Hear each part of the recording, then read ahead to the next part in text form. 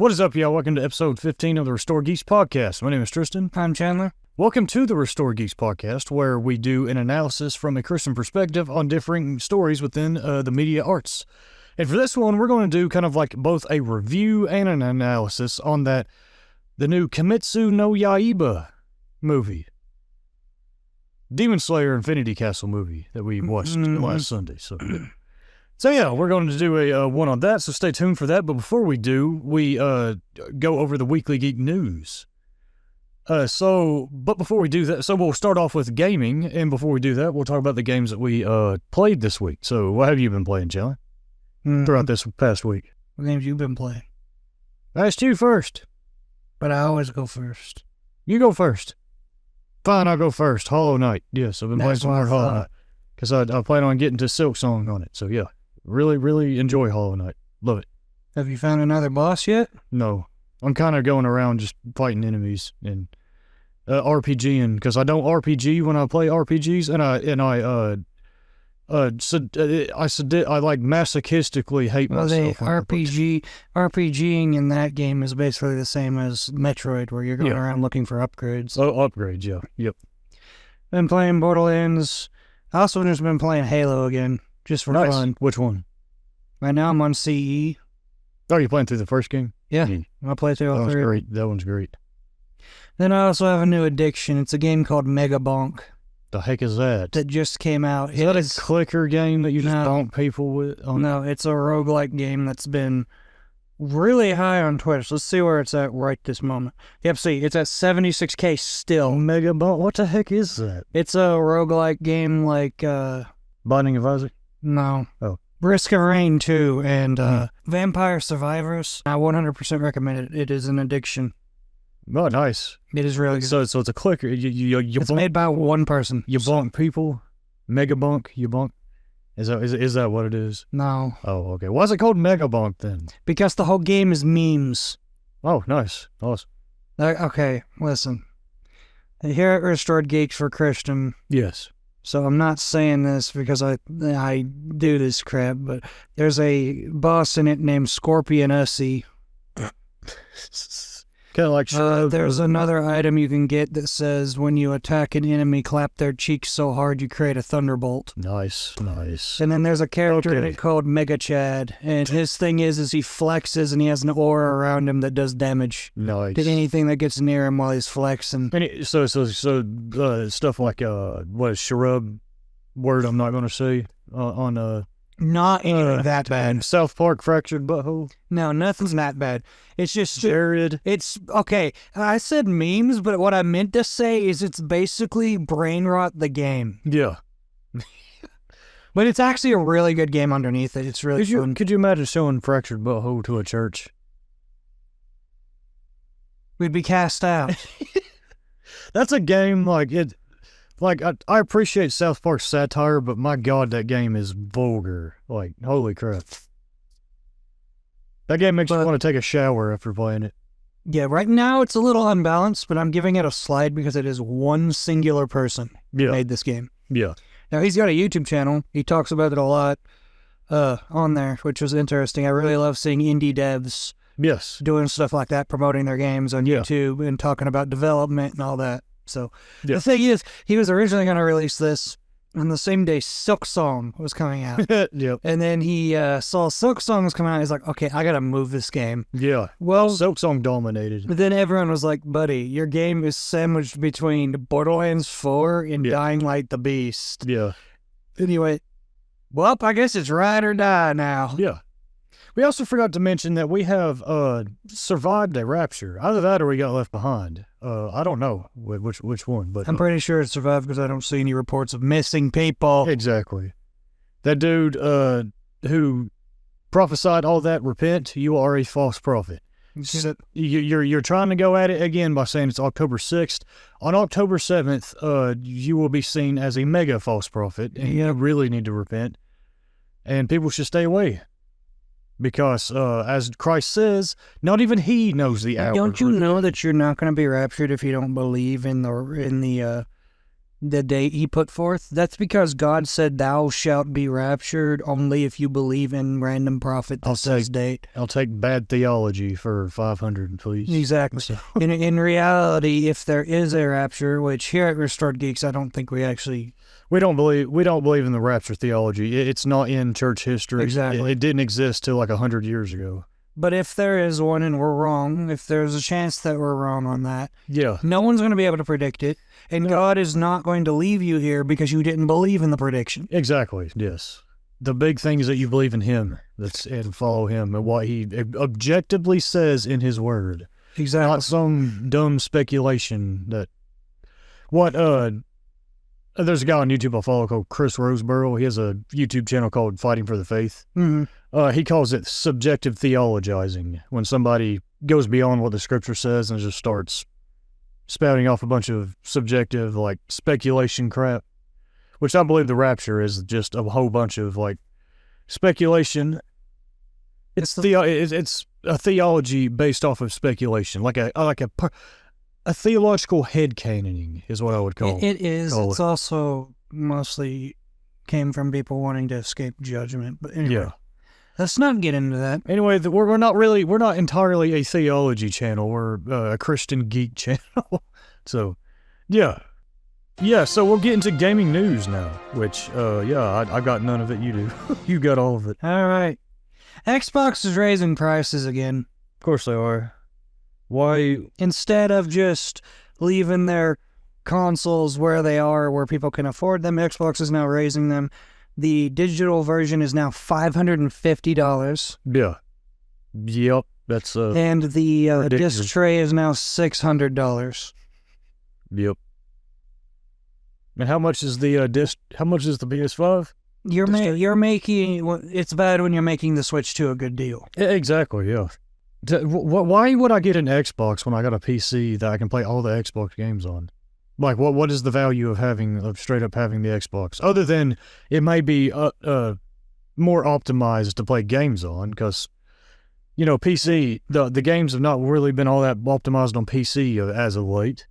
PlayStation also went up to $500 and then $550. Yeah. I'm so glad I got mine when I did. Yeah, exactly. Is it because it's, like, scarce and people aren't really buying it that much? No, what they're doing is they're taking the tariff war, and what they're doing is pretending that it's directly affecting them so that they could gouge more money out of people. Yeah. That's what they're doing. Yeah.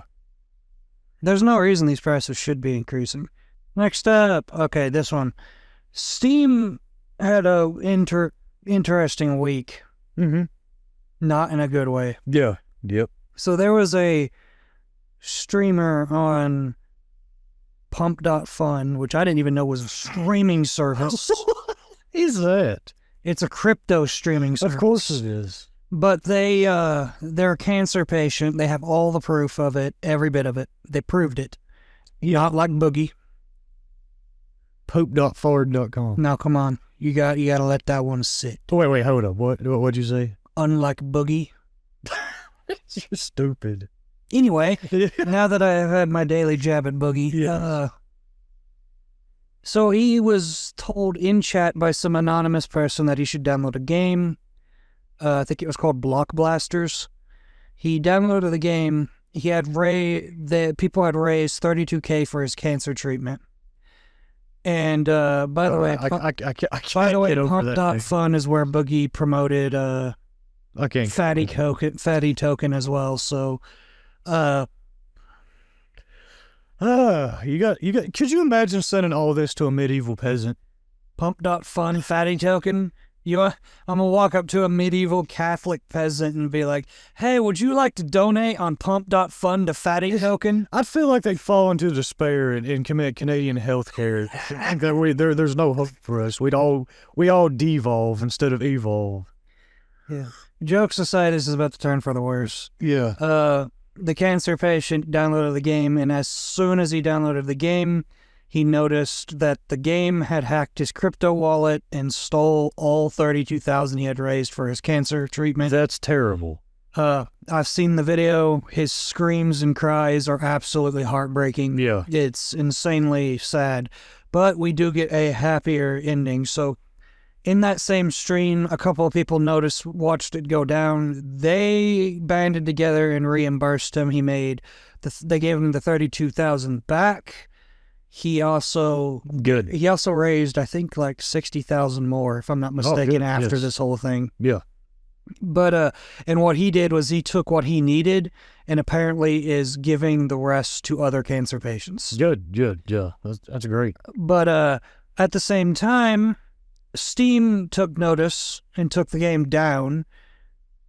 I don't think they've made a statement yet. They need to. We need to know that they're working on this because this is bad. Yeah, very bad. And then the internet was not going to let this go down easy. Right.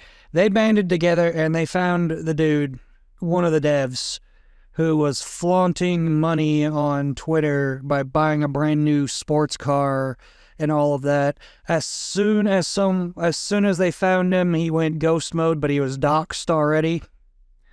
We know his face, name. I'm pretty sure the internet knows his address, all of it. Now, do you think it's ethical to dox somebody even if they're doing something like this? No. Yeah. Not on the internet. Yeah. The thing is they didn't, most of the people didn't dox him directly. They gave, most of this stuff has been given over to the authorities. Ah, okay. That dude came back, posted, he's like, I had nothing to do with this. Well, then why'd you delete your accounts for 2 days? Yeah. You just made yourself look. Yeah. You incriminated yourself there. Yep. So hopefully he gets caught. Hopefully something actually happens because this is bad. As far as people, some people actually downloaded the game and looked into the code. It seems to have been programmed by ChatGPT. Of course it has. Of course. It's the laziest way to go about making that, just to make the most money that you can. Yep. But this brings another concern up. Mm-hmm. That AI was able to find a loophole in Steam's security system in probably a matter of seconds. Yep.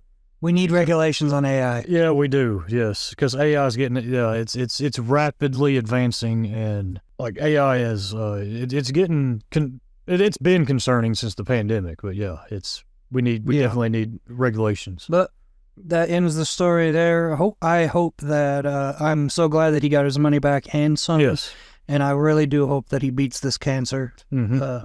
So. I actually don't know what he has, so I didn't look into that. Yeah, well, I mean, still, cancer is cancer. Cancer is cancer, yeah. Unless it's polycythemia vera, where you got your 20-year prognosis. Because it's the fun cancer. It's the Animal Crossing of cancer. He has ruined that entire diagnosis for people who actually have that. I can't hear that without laughing. Ooh. When somebody says polycythemia vera, I can't help but laugh. Thanks, Boogie. I'm sorry, I can't. I used to watch him. I can't. Yeah. No, we pray for him, but he is the face of what the word versatile means. The first step he needs is to get the frick away from Keemstar. That he needs to just get off the internet. Just true. Go. Find Christ, please. Yes. Get a digest job or something. You said you did, but now actually do it. Yeah, exactly. Gaming. This was just kind of stupid. NetEase, Bungie's mad at NetEase, even though they gave them the rights to make a Destiny game. Yeah.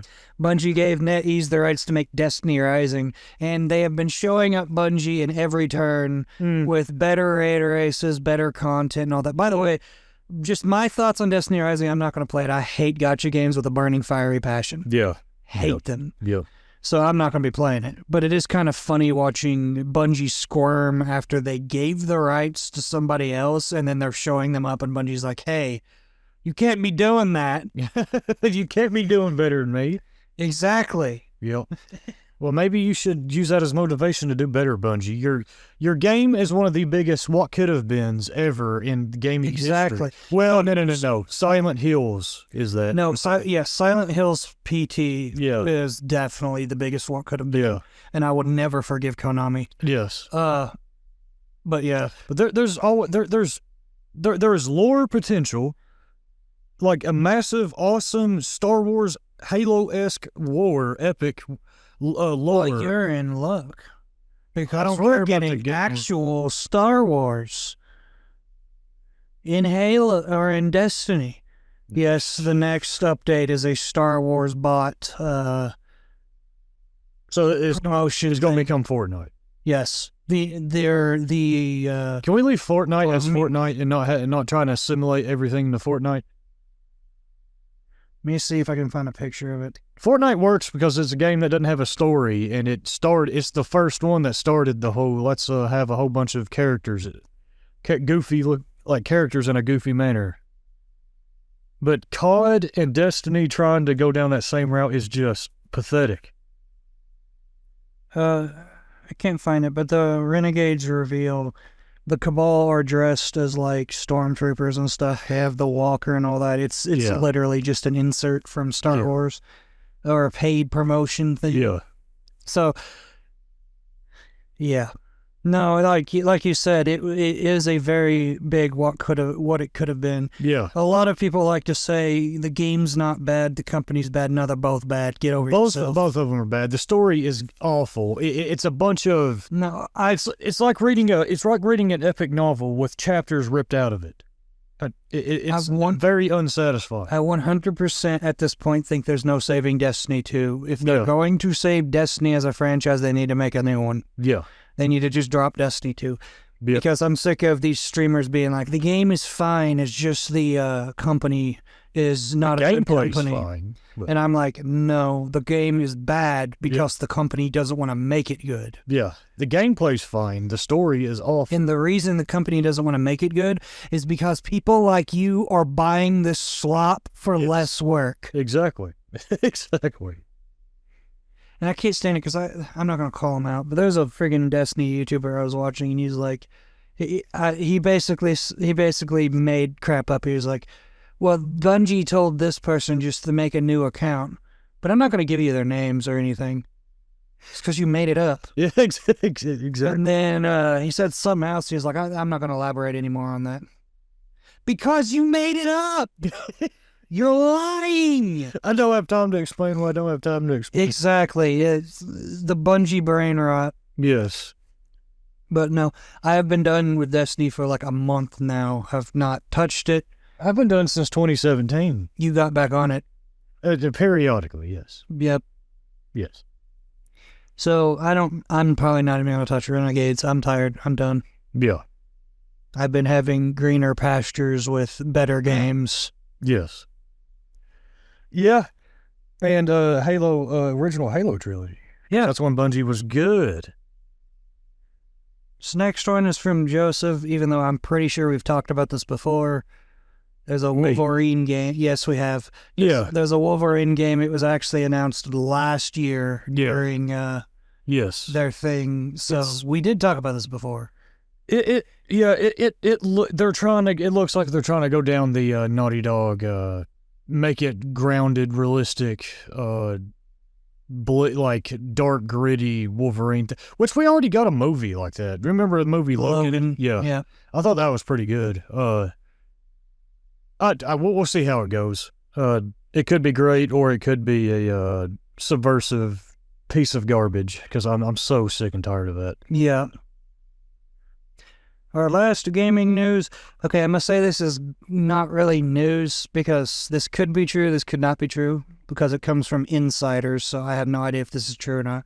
Yeah. And I also don't know how old this is. I just found it because I was playing Halo and decided to look into if there was a new Halo game being made. Yep. I really hope this ain't real. Apparently, according to insiders and stuff like that, there's a possible Halo Combat Evolved remake being developed by 343, and instead of it being just better graphics and all that, they're actually remaking it and adding in stuff from the TV show to make it more in line with the show. Do it, I dare you, because you will become a laughing stock. Would you like your company to die faster than Ubisoft is? Yes. Ackman clowned you all on the TV show. EFAP brought Ackman on to their breakdown of the Halo TV show. Do it. You will be clowned on hard. Yep.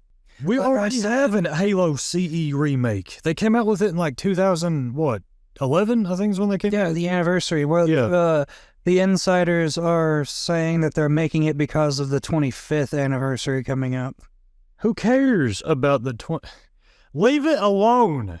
You see, I don't mind if you do a remaster, but please do a remaster of 3. Yeah, they did 1 and 2 and then screw 3, I guess. Yeah, just do a remaster of 3. Yeah. And bring back its multiplayer. Please bring back its multiplayer. Exactly. Well, I mean, you could play it pretty well in Master Chief Collection, Yeah. Why do we not have that for COD? We really need a COD like Black They're Ops. doing that, though. Did you not? We do have that. It's the COD app. You just download what you want. Yeah, I mean, it's not like the... It's not like that, but you get what I mean. Yeah. No, it's definitely not like that, because the cool thing about the Master Chief Collection is if you have everything downloaded and you hit multiplayer and click quick match, it could throw you into Combat Evolves multiplayer. It could throw you into Reaches multiplayer. It's really fun. We need something like that. I don't know why we keep farting out a COD game. Make a COD make it like an app or like a service. And just occasionally add a campaign. Yeah, add a campaign or something. Yeah, and new weapons to the multiplayer. That's zombie maps, all that. Yeah. Which, speaking of which, I forgot to talk about the Black Ops 7 zombie reveal happened. Looks okay. Looks alright. Yeah, I mean, zombies, that's about it. Zombies. Yeah. Well, Black Ops 7 looks like a game of all time. Anyway. Yeah, it does. It's a COD of all time. COD of all time. Yes. Now, I gotta say that that old game, I don't know if anyone played it, COD of Duty. It was that game was amazing. Yes, go watch Markiplier's video on it. Yeah. Yes. That was years ago. Black Shirt Mark. Yeah, we grew up on that. And that is all the gaming news we have this week. We now move into movies. The only movie I watched. Oh, yeah. 2,000 total players of Infinite. Oh, yeah. That's because they destroyed it. Thank you, 343. Yeah, movies. The only one I watched was the one that we're talking about today. So, what about you, Chandler? So I watched 3. I watched... Dang. I watched... Two Towers Extended Edition and Return of the King Extended Edition. How long are both of those? Two Towers, I think, is 5 hours. Return of the King is 4.5 hours. Bruh. I watched them both. Awesome movies I do recommend.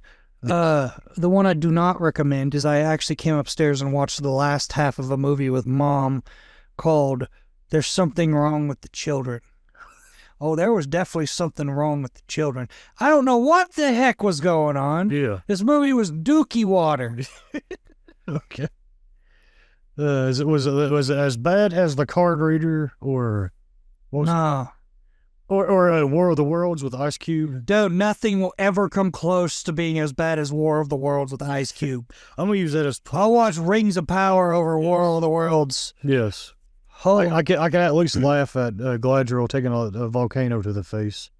Nah, something like the movie was about like the kids got turned into bug demon things and were throwing people into holes. Okay. Yeah, yep. I don't know. Yep. Sounds like the what is that book called? The Lord of Flies, where the kids are on a... Yeah, that book's about kids trying to survive on an island. Yeah. Kind of sounds like that, except stupid. Yeah. Very stupid. Now I did also watch the movie that we'll be talking about later. Yes.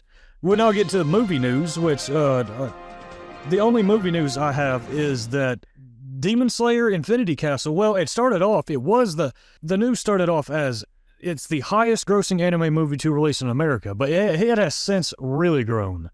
So it released here in America last weekend, and it grossed $70 million just in that one weekend, which... The closest was Pokemon, the first movie that released 2 decades ago. I remember when that movie released.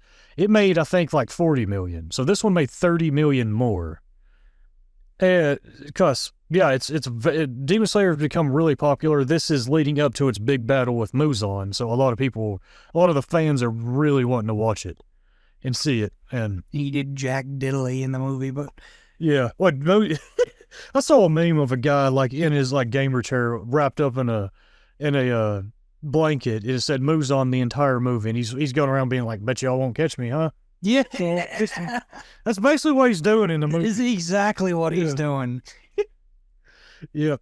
But it has since grossed over 600 million worldwide, making it in the top 10 highest grossing movies of the year. It is the highest grossing anime movie of all time, and it has surpassed just about every Marvel movie that has released this year. It surpassed Fantastic Four, which made 518 million worldwide, and it's looking to surpass Superman worldwide. Good. Yeah. So I refuse to let Superman stay the most grossing movie of the year. Yeah. Well, no, right now it's the Lilo and Stitch remake. I refuse to let that stay at the top 2, please. Yeah. And then right underneath it's the Minecraft movie. Go watch the Infinity Castle 16 times. Infinity Castle is well, we'll talk about it, but we like it. It's the good thing. So there's both good and bad to this. The good thing is that it shows that there is a want for things that are actually good, like in Demon Slayer and Infinity Castle is. However, take a guess at what the daggone cynical company that funded the making of this movie wants to do now that it's this popular. Make spin-offs. Worse. Add the message. Worse. Kinda. How do you get worse than the message? Yeah, kinda, but live action. Kill me. Yes. Why? And the message is worse than live action. Yes. I hate this cynical view that when a piece of good animation is popular, we have to make it live action. How the heck are we going to do that? It's not going to translate well. It's going to be like the Cowboy Bebop live action show. It's not going to translate, no. Because you cannot translate when Zenitsu goes off and has his crazy eyeballs popping out of his head. That's not going to translate well. Or the most sword I guy. would say with anime is it could go slightly closer to live action by going into something like the K-pop Demon Hunters animation style. But yeah, that's it. Stop. Yes. But speaking of which, K-pop Demon Hunters, since that blew up as well, they're wanting to make it live action. I quit. Yeah, exactly. I hate this. Stop it. The animation is a very valid form of art, and there's a certain charm it has that live action cannot replicate. So please stop that. I hate this. The Lilo and Stitch did not need a live action. How to Train Your Dragon did not need a... What? It's not need a live action. Yes. And yes, before anybody says it, yes, if One Piece was to get to the end of its story and Please make a live action Berserk. I friggin' dare you. Please don't. I don't want to see all that. It's bad enough to see it. In the live actions. Yes. We use a little bit of evil to get rid of the live actions. Yes, we completely contradict what we talked about last podcast. Yes. And do that, yes. But yet I hate this cynical view. Animation is a valid... I hate that view that it seems like they're viewing it as animation is only the beginner art. You have to live action it for it to be... Live action movie is always seen for whatever reason as the pinnacle of art. Anytime a video game gets popular, anytime a piece of animation gets popular, anytime a book gets popular, live action movie. It's got to get to that. Why? No, it doesn't. Let it be what it is. In its own art form. It does not need to do that. But yeah. Frodo Baggins, you open this door now or I surely will turn you to a toad. What? Is that what he says? Yeah, there's an old animation of that. Yeah. There's an old, animated version of Lord of the Rings, a really old one, and he just does that. Zenitsu and Inosuke will be goofy in live action. Why would you want to do that? Yeah. Or the sword guy. The sword guy when he gets real mad every time Tanjiro breaks his sword. That's going to look real goofy in live action. To reel it back, it's made over 600 million worldwide. I would like to see the unimaginable horrors that could be them trying to show off like the big fat. Yeah. Or they're just going to skip it like they did in One Piece, skip multiple things because they knew they couldn't friggin' live action it. Yeah, exactly. The Cowboy Bebop live action got canceled because of how goofy it looked. One Piece needs to be canceled. Yes. Not One Piece. One Piece live action needs to be canceled. Hey, listen, I'll take the live actions if you'll just cancel Rings of Power. Please do it. Yeah. Stop peeing and pooping and spitting on Tolkien's grave, please. And yes, and as I was saying earlier, yes, before anybody says it, yes, if One Piece was to get to the end of its story and make a movie, yes, it'd probably gross over $1 billion. Oh my God, you have no idea if One Piece got to the end and they said, this is it, this is the final thing, this movie. Mm-hmm. Oh my God, finding seats would be hell. Yeah, we would probably have to watch it in like the 4th weekend it was out. And I would drag this man who's not seen One Piece once there to the ending. I got no idea what... He would see Luffy doing all his Gear 5 stuff. He'd probably see Teach doing all his stuff, and he'd be like, the hell is going on? And then it would end by the One Piece being the friends we made. If they friggin' do that, I swear, because it feels like it's going that way, because Roger wanted friendship more than anything. And yeah, and I'll laugh hysterically in the theater while everybody's rioting. So, but yeah, anyway... That's the only... It was no One Piece. It was the crew and friends you made along the way. Yes. Buddy, I had 16 people die for this. Yes. Yes. But yeah, that's the only gaming news movie news I have this week. No. What? Grogu. Oh, God, no, what? No. Why'd you remind me of that? Okay, so I actually got, yes, the Mandalorian and Grogu movie is coming out.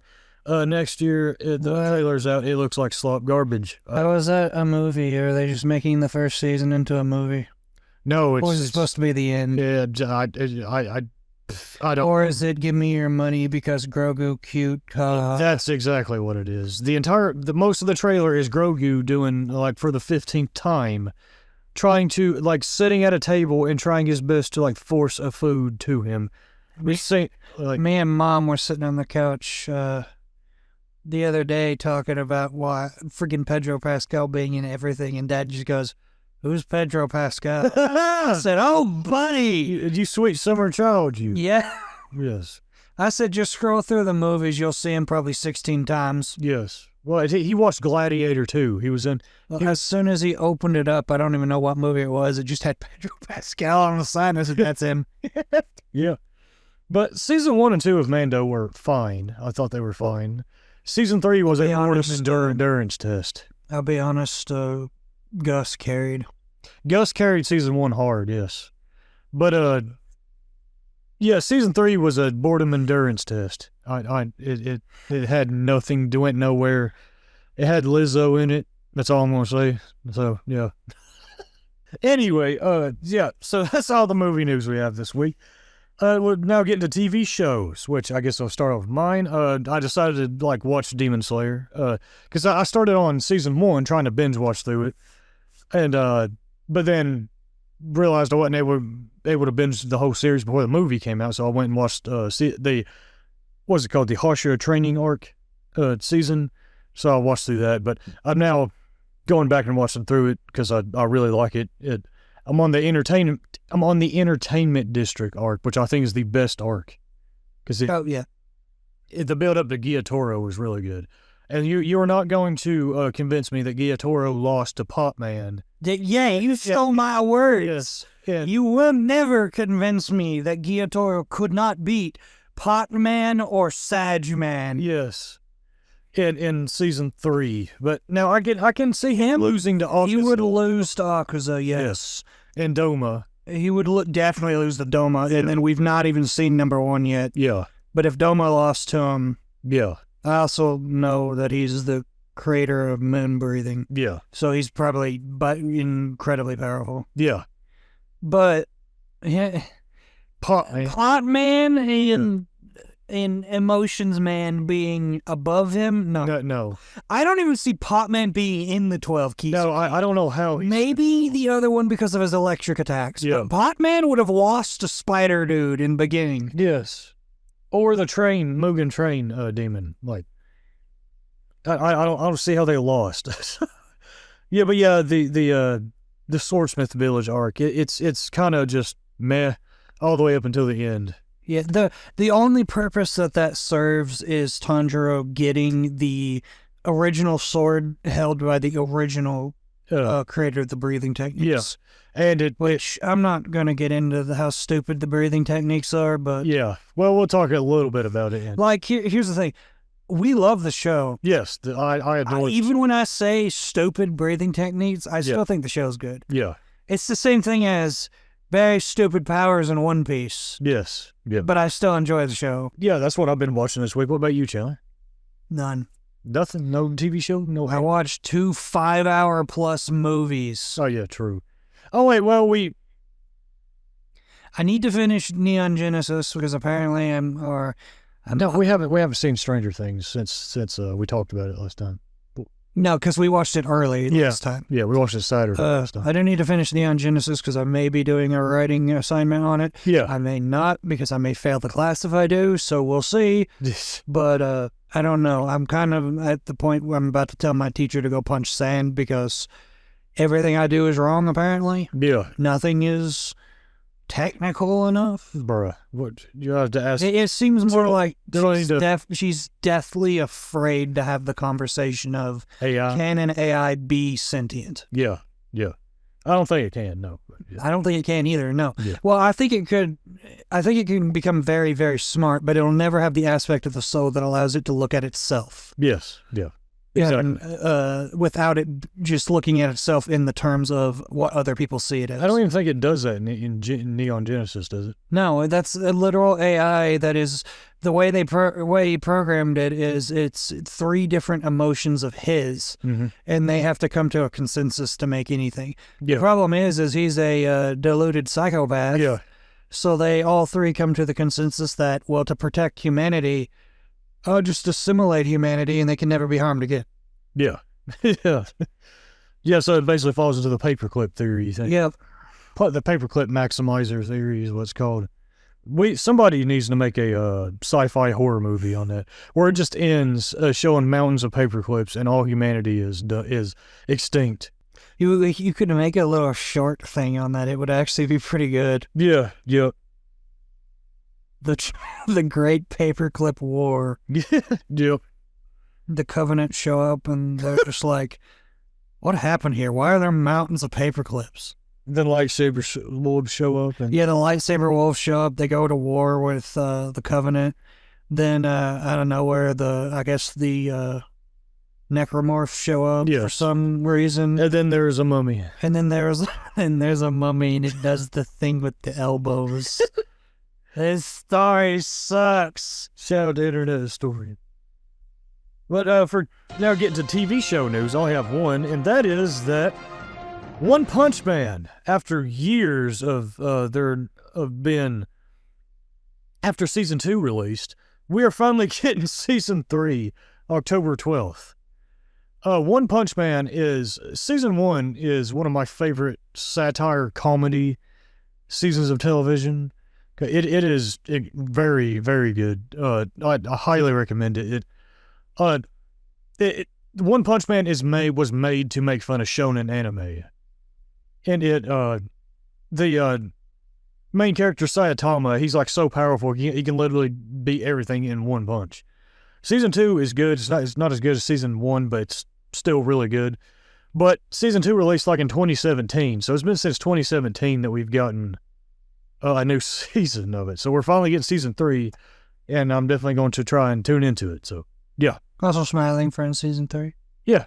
Well, we said that in I know. But yeah, Smiling Friends season 3 comes out October 5th. Definitely watch that too. So, yeah. And that's all we got for that. So now we'll get into our main topic, which is going to be kind of like a review and analysis on the Demon Slayer Infinity Castle movie, because we just watched it last Sunday. We watched it after we did last Sunday's podcast. So we're talking about it here, and yeah, to give our thoughts, to give the review on it, I think that it's anywhere from great to excellent. I give it a Tanjiro pulling new powers out his butt cheek. 10. Yeah. So, first off, we're getting to heavy spoilers here as we talk about it. So, if you haven't seen the movie and want to, then don't listen to this. Go watch the movie, then come back and listen to this. But, yeah, so the movie takes place in the Infinity Castle. It literally goes right after the ending of the Hashira training arc, where the master tricks Muzan into like he baits him into walking into his basically house, I guess is what you could say. And then he commits Canadian healthcare. Yeah, then he commits Canadian healthcare and turns Muzan into a... Well, he blows like his arm off and other stuff. He comes out basically half a skeleton, just burning. Yeah. I didn't realize it until I watched it again. I noticed that he mentions how did the master hide his murderous intent. Yeah, exactly. Well, you cannot hide. We're not doing that. We'll get to that. Yeah. But, and then it sets off all the Hashira, including Tanjiro, and they start running to where the master is. And then once they get up to Muzan, that's when he has the what do you I'm just gonna call her guitar lady. They actually say what it is. I found it was called. Yeah, and she does her like demon art power, where every time she strums it, it sends them to the Infinity Castle. Yeah. Okay. I do want to pause there for a second. I do have another issue with that. Mm-hmm. What's stopping her from just going? Yes. And just throwing them everywhere? Yes. Yes. Yes? Okay, continue. Yeah, no story, no plot. Yes. There would be no story. Yeah, exactly. Jamison. So yeah, they all got thrown into the Infinity Castle, and this movie picks up right where that left off at. So literally, yeah, they're going through they're all going through the Infinity Castle. What's her name? Shinobu comes across Doma, the upper absolute psychopath. Yeah, the upper two demon. Yeah, he is a psychopath. He is happy-go-lucky as he is incredibly sadistic. Yeah. And we actually get his backstory. His backstory is interesting, where he as a kid, they thought he was a god, basically. Yeah. What was it because of his color, like his hair color and his eye color matched like the god of the rainbow, something like that. And they said that he like saw heaven or something like that. And he came to the conclusion that there is nothing like that, but he decided to dilute them anyway because he wanted to make them happy. Mm-hmm. And I'm guessing from there, Muzan or somebody showed up to him. It didn't really show it, but I'm guessing Muzan or somebody showed up to him and gave him demon powers. So Shinobu fights him, but she ends up losing, and he consumes her, and then her protege, I forgot her name. Shows up and goes to fight him, but we don't really get to see that fight. I guess that will be in the next movie. So don't say anything. I know you know some of the stuff in the manga. I don't spoil nothing. I know what happens with her. Yes. Then after that, you have Tanjiro and you have Cheese. The heck? I'm trying to remember his name. Giyu, yeah. Yeah. Why'd you say Cheese? Because I was stalling. That's it? Giyu? Yeah, it's Tanjiro and Giyu are running. Yeah. By the way, before this, it does show the other. We got ahead of Zenitsu. Zenitsu ends up finding his brother. So Zenitsu in the final episode gets of the Hashira training arc. He gets a letter, and we don't know what that letter is yet. But what that letter does is it essentially like breaks him, because before then Zenitsu kind of had like two personalities. He had his regular whining, crying personality. And then sleepy boy, super powerful person. Yeah, then whenever he'd fall asleep, he'd be able to do his lightning attack. Kind of like crash together now. Yeah. So here is where I'm going to kind of mix the review and analysis together, because I saw somebody actually bring this up, and I think it was a really good way of looking at this. So Zenitsu apparently that letter was that his master committed Canadian healthcare. My God. And Committed seppuku. Yeah, I don't know if we can even say that on YouTube, but... Okay, Canadian healthcare. Yeah. And so it broke him to where, like, basically his two personalities merged, I guess, to where he no longer has to get knocked out in order to do his lightning attacks. He can now, like, do it. And so he gets sent to the Infinity Castle. I don't know how that works, but yeah. Oh, not that I'm laughing at. Zenitsu also pulls a new ability directly. Yeah, we'll get there. One of the biggest flaws of Demon Slayer, I adore Demon Slayer because I like how I talked about this last week, and I like how it strikes a balance of being both uplifting and dark when it needs to. I think it has like what I call the right kind of edgy. It's R-rated, but it's R-rated only because of its violence. Yeah. It doesn't have a whole bunch of profanity or sex and nudity in it. It's R-rated because of its violence. It's the right kind of edgy, in my opinion. But so he gets sent to the Infinity Castle, and he the entire time decides to go looking for his. It's not his blood brother, but it's another mentee of his master, who they saw each other as brothers because they had the same master and they were basically raised by him. And this dude, who was supposed to be like be the new master, essentially, went against his master and became a demon. And so Zenitsu is going and trying to find him, and he ends up finding him, and it turns out that he replaced Gyatoro's upper six spot. Yeah.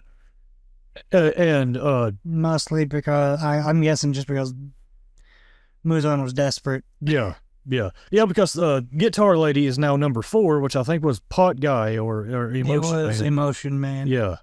We don't know what upper 5 is, so yeah. It's Pot Guy. He didn't die.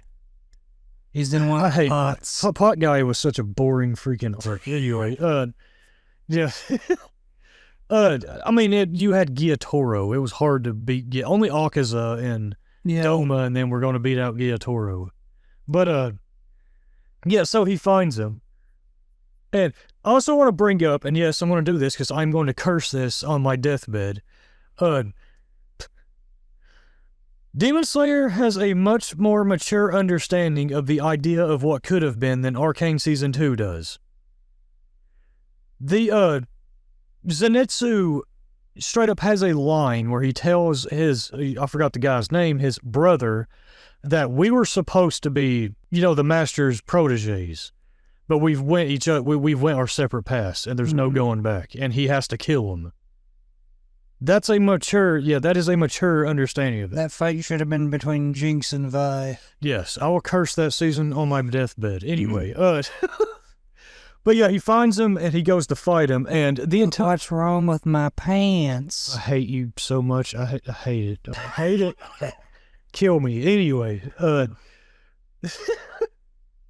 but so yeah, he finds the guy, and the whole thing with that is that Zenitsu has only learned the basic attack of the lightning breath, and he gets the guy that his brother. We're just going to refer to him as his brother. His brother knows all the others. However, it turns out that the basic lightning breath form 1 is basically the foundation. So his brother was actually weak. Yeah. And he was actually strong. And during that fight, he ends up actually beating him because he's mastered that one basic thing, despite the fact that his brother knew all the other techniques. Now, at the end, he pulls a 7th form because they're completely out of his butt, and he says that he said, "I just invented it myself." Which again, that I adore Demon Slayer, but its biggest flaw is undefined power levels, and power levels coming out of nowhere. But I saw somebody on Twitter, and I think this is a good way to look at it. They talked about how when the fact that he mastered that one form and not the others, the good way to look at that is how beating somebody who thinks that they know a lot and they think that they're real smart with just the basics of the gospel. And yeah, I think that's a good way of looking at that. Because sometimes we can get so caught up in incredibly heady theological knowledge to the point to where we forget the basics of the gospel. That Christ came, lived the life that we should have lived, died the life that we should have died for us. And that those of us that accept him as Lord and Savior, we are saved from our sins. That's especially really good within because we are Lutheran here. The confessional Lutheran theology is that's what we're all about. We're all about grounding all theology into the basic gospel, the basics of the gospel, and not going way out here. And but you're stifling the Holy Spirit by reading in context. Yeah, no. That's what I'm talking about. It's all way out there crap. No, we ground everything in the gospel, and that is a good way to look at that. I like that. It's just Zenitsu then pulls out a seventh form out his bunghole, and in order to decapitate him. So he ends up he ends up beating him. Yeah. Then he got hit by the dude's attack, which was like making him crumble. Yeah. Literally. Like it was cracking. The other demon dude who was with Miss Tamayo. Yeah. He saves him, starts reverting the thing, but then he can actually see the demon's blood magic and how powerful they are. And he turns and realizes that someone's going after Tanjiro and Giyu, and then we cut to them for the entire rest of the movie. Yeah. Is Akaza busts out of the building in front of him, and then the real fight starts. Yeah. I would say that fight lasts an hour and a half to 2.5 hour movie. Yeah. It is a long fight. It is a long fight. It's a really good one, too. I like it. The fight itself, I would recommend you go watch. Yeah. We'll run through it real quick. They start fighting, and they're losing because it seems like he knows their every move, like Akaza knows their every move. So then Tanjiro goes into the recesses of his butthole to remember, I'm sorry. We gotta talk about this power. Like, what the heck? He goes into his memory and remembers that his sickly father showed him some power of hiding murderous intent. Okay, buddy. Okay, listen. Yeah, we gotta talk about Tanjiro not having the murderous intent. Having murderous intent. The way it's explained is completely wrong. Yes. There is no possible way to hide murderous intent while intending to murder. Yes. But he pulls his power out his butthole, and he goes up to Akaza and somehow manages to dodge everything he does and then do... Somehow, hiding murderous intent makes you swing faster than the speed of light. Yeah. Well, you can't hide murderous intent. Like, the only way to not have murderous intent is to literally not do anything. To just walk away. Yeah. The fact that he swung at all should have had murderous intent. Yeah, exactly. Managed to cut Akaza's head off. Yeah. With this newfound bunghole power. Yes. This is the only thing I really don't like about Demon Slayer. That makes no sense. Yeah. But then we get the weird... I don't know if I consider it a bad thing or not that Akaza somehow manages to have the same power as Muzan and not die from a head cut. Yeah. But it seems plausible since they're so close to him. Yeah. But I don't know. I just don't know how they're going to treat like Doma and Upper One. Because if Akaza, if they can't just immediately defeat Akaza cutting his head off, then what? Well, here's the thing. That's why I wanted to talk about this. I wanted to gloss past the actual fight because I do recommend you watch it. Yeah. I wanted to talk more about how the actual way Akaza died is he realized, he came to the conclusion that staying alive in this form with Muzan is actually a curse. Yeah. And he repents, basically, and that's when he's allowed to die. Yeah. Because he goes through his past where he basically took care of a sickly girl because of the dojo master that took him in. Yes, yeah. He was like originally in prison because he kept fighting people. He kept stealing from people because his father was sick. He kept stealing from them to take care of his sick father, but he would get caught and he would get beaten. Yeah, he would. He ended up getting branded. Those stripes on his arms are not actually from him being a demon. They're from him being branded as a prisoner. Yeah. He ends up fighting some dudes, and this other guy walks up. I think his father ends up hanging himself. Yeah. Yeah. He goes out fighting for his, he needed stuff for himself, basically, like just to survive. Mm-hmm. And this guy walks up, Baki looking. Yeah. Yeah. Big dude. He walks up with that same constant smile, never opens his eyes that they do in like Baki. Yeah. But he ends up absolutely beating the crap out of Akaza. Yeah. I love how he just goes, all right, well, I'll teach you the lesson then. Yeah. Yeah. But he takes him home, and then he finds out that his daughter is extremely sick, so he has Akaza take care of him. Long story short, because it's like a 35-minute sequence. Yes. I really like it, though. It is good. The one flaw that I have is where it's placed, though. The middle of the fight. These flashbacks, they're great, but they get placed in a way that kind of takes away from the pacing of the fights. It does, because you have the fight, you're all energetic, then all of a sudden story. Yeah. Backstory, and then you're like, okay. And then you're getting into the backstory, and all of a sudden it jarringly cuts back to the fight for a second. Yeah. So, yeah. But he ends up taking care of her. She gets better. They end up falling in love. He agrees to marry her. Then he goes to see his father's grave. Mm-hmm. When he comes back, the rival dojo. He finds out that the rival dojo had poisoned the well, and it killed both the dojo master and his soon-to-be wife, now dead. Yeah. He loses it. He goes over to the dojo, kills them all with his bare hands. Yep. And then on his way out, Muzan appears. Yep. He says that he got reports of a demon in the area, but he said, I never made anyone over here. Yeah. So Akaza, goes at him, puts his fists up, and in a split second, friggin' Muzan punches him straight through his face. Yep. And then he says, I can save you. I'll turn you into a demon. And then Doma. Akaza says, do whatever you want. Nothing matters. Yep. Yep.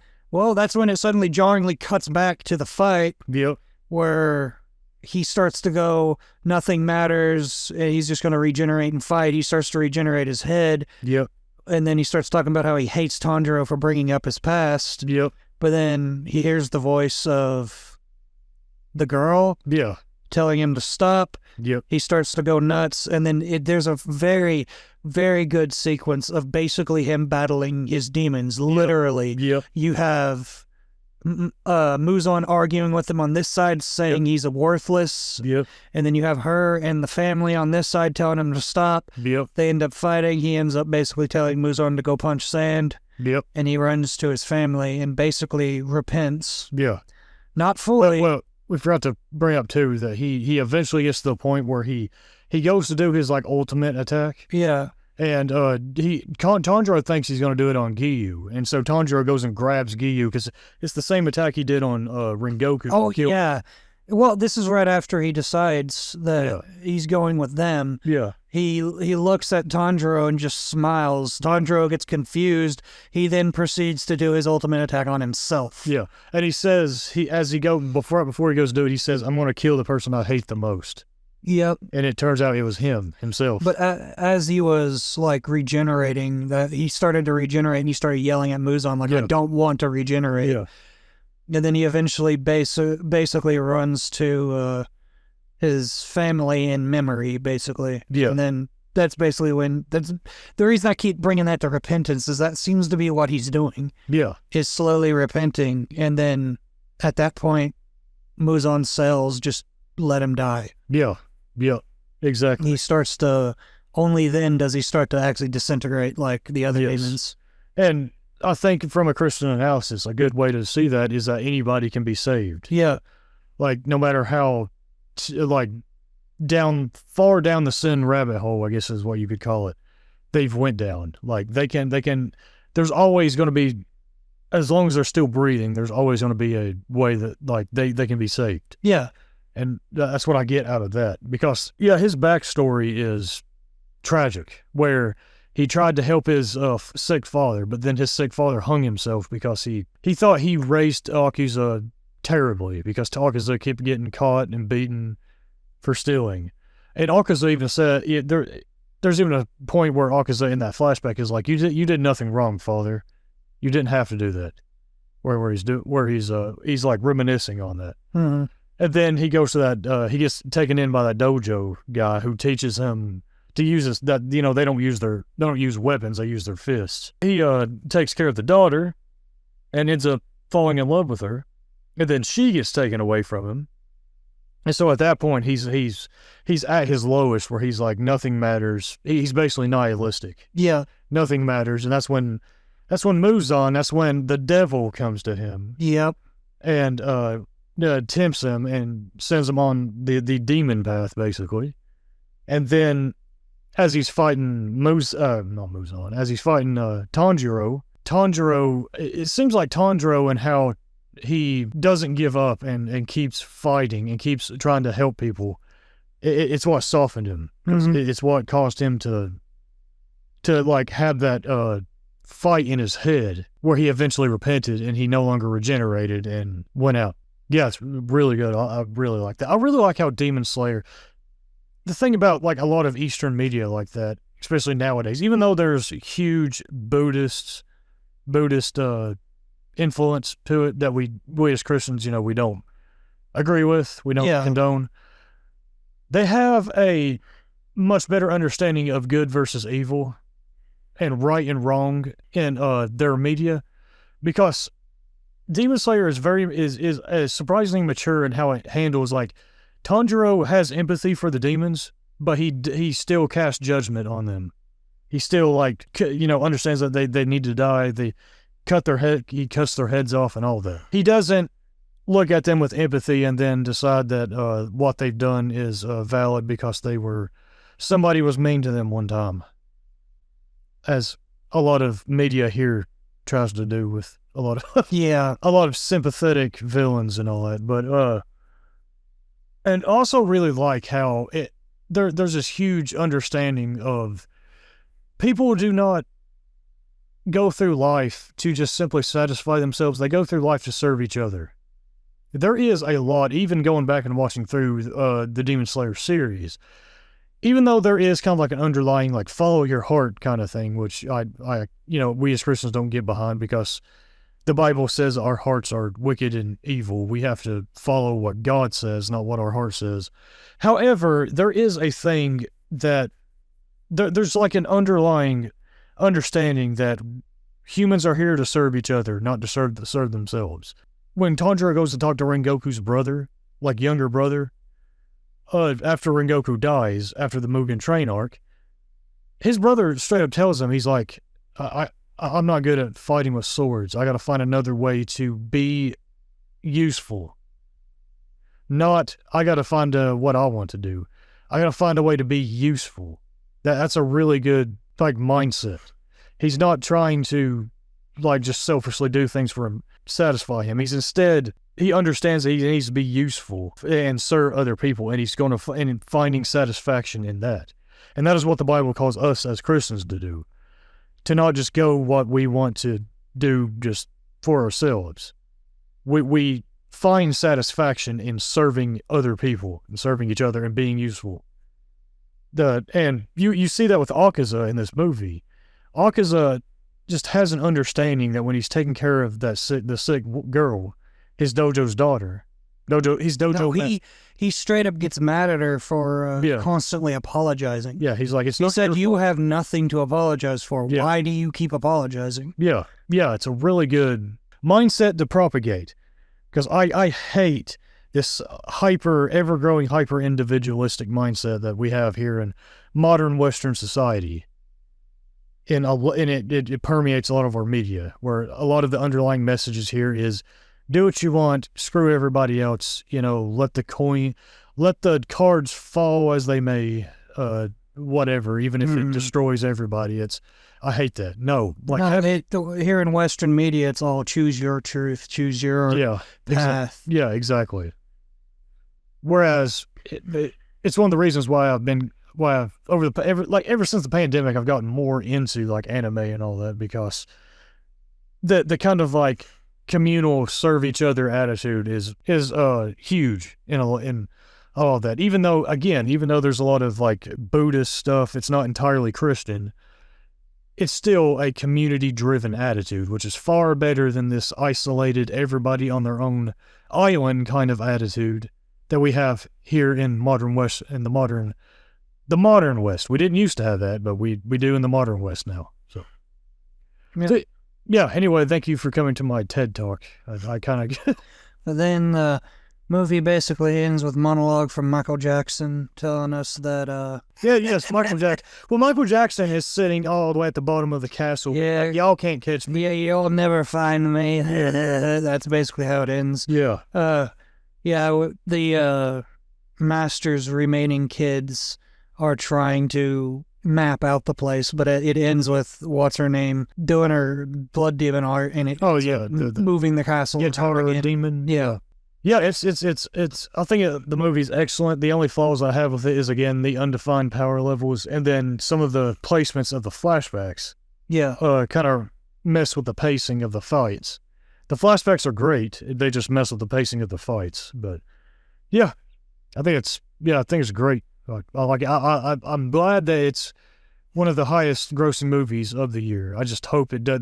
I just hope they don't turn Demon Slayer into a slot franchise after this, because of how popular it is. So, but right now it's great. So yeah.